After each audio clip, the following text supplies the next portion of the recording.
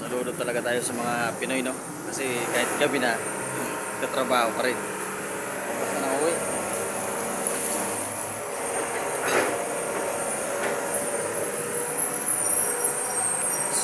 Dagdag income, sipag, tsaga, trabaho kahit medyo maulan, no?